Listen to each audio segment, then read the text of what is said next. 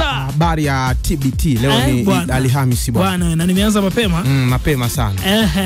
Na nilikuwa namsikiliza DJ hapa namna ambavyo alikuwa anatukumbusha pia mambo ya zamani kidogo, na hayawi sasa yamekuwa timu za Tanzania kimataifa zaidi.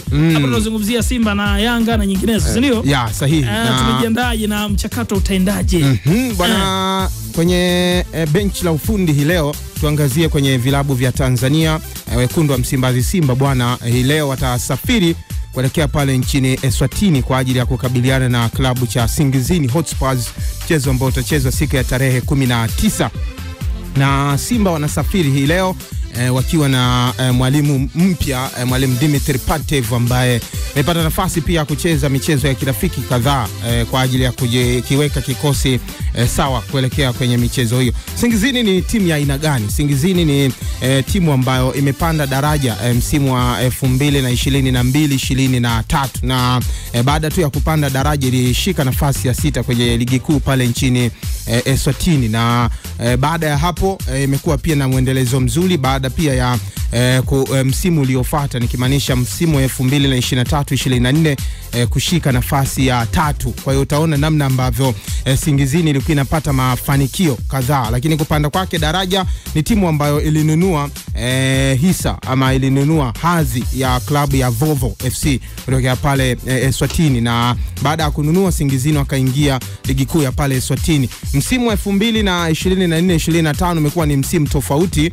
baada ya kikosi cha Singizini Hotspurs kuweza kuchukua taji mbele ya Mbambano Swallows ambao tayari imewapiku na Mamba ambao wamekuwa pia ni wapinzani wakubwa wa klabu hii ya Singizini. Ni klabu ambayo ina uchu wa mafanikio kwa hivi sasa, na Simba wanapoelekea mchezo huu waende wanalifahamu hilo ya kwamba Singizini inatafuta mafanikio makubwa kwenye soka la Afrika. Haina mafanikio makubwa kiasi hicho. Msimu jana ikishiriki CAF Confederation Cup na ikiondolewa na Stellenbosch hatua za mapema kabisa, wale wa Afrika Kusini ambao pia walikuja kucheza na Simba na kuondolewa pia. Kwa hiyo Simba anaelekea kwenye mchezo huo lakini akiwa na consistency nzuri kwenye misimu 8 mfululizo. Simba ukifuatilia kwenye kufuzu hatua ya makundi ni timu ambayo imekuwa na consistency nzuri, na mara kwa mara imekuwa ikiingia kwenye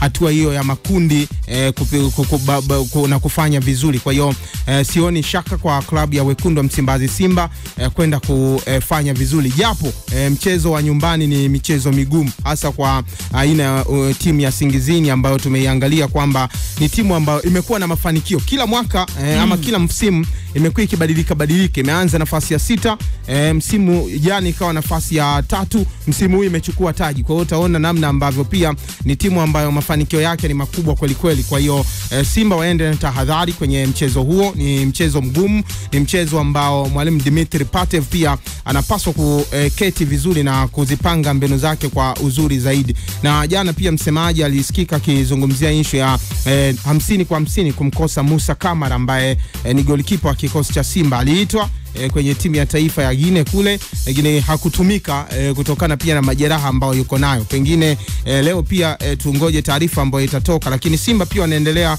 kumkosa kwenye eneo la ulinzi beki wao, na ni miongoni mwa mabeki ambao pia walikuwa ni mabeki tegemeo sana eneo lile, lakini Lushaini pia yupo na ni mchezaji ambaye amekuwa na nidhamu kubwa kwenye eneo lile. Na ukiwatazama Singizini, eneo ambalo wanajivunia ni eneo la ushambuliaji, ambalo ni eneo ambalo wanalitumia vema sana kwenye kupata idadi ya magoli, eneo ambalo pia linaongozwa na mshambuliaji Tubele Mavuzo ambaye msimu wa 23-24 Singizini wakiwa nafasi ya 3 ndiye alikuwa mchezaji bora wa msimu huo kwenye ligi kuu pale Eswatini. Kwa hiyo ni wake up call kwa Simba pia wanapoelekea mchezo huo kutambua ugumu wa klabu ya Singizini ambao haihitaji sana kwenye makaratasi ya kwamba ina nafasi ya kufanya vema. Yanga wanaelekea pale nchini Malawi kukabiliana na Silver Strikers ambao baada ya miaka 10 pale nchini Malawi kutokea msimu wa 2012-2013 2013 2014 wamerejea na kuchukua taji la 2024. Ni timu ambayo kwa sasa pia ina mafanikio na ikichukua ubingwa mara 9 mfululizo pale nchini Malawi. Kwa hiyo utaona namna ambavyo pia Silver Strikers si wanyonge, japo tunafahamu ubora wa kikosi cha Dar es Salaam Young Africans, lakini hofu kubwa ni matokeo ambayo imekuwa inaendelea kuyapata kwenye kupitia chini ya mwalimu Lomeni Folz. Ni sahihi ameongeza mwalimu Patrick Mabedi kwenye bench la ufundi ambaye pia wananchi wanayo hamu ya kuona ni nini ambacho amekuja kukiongeza kwenye kikosi hicho. Tunafahamu pia ufinyu wa ratibu iliyokuepo ya FIFA ambayo ilikuepo na namna ambavyo imewapa ugumu pia wachezaji kama Ibra Baka. Tumeshuhudia namna ambavyo pia hii ratiba imeweza pia kumvurugia namna ambavyo anacheza. Hata ukitazama mchezo baina ya Tanzania na Irani, utashuhudia unamuona Ibra Baka mchezaji ambaye kama uchovu umeanza kumuingia kutokana na back to back ya michezo ambayo amecheza. Dar es Salaam Young Africans tunafahamu pia ubora wao eneo la kati kwa sasa, Dumbia namna ambavyo pia anazidi kuwa na consistency nzuri kwenye michezo, lakini pia safu ya ushambuliaji anarejea Clement Mzize.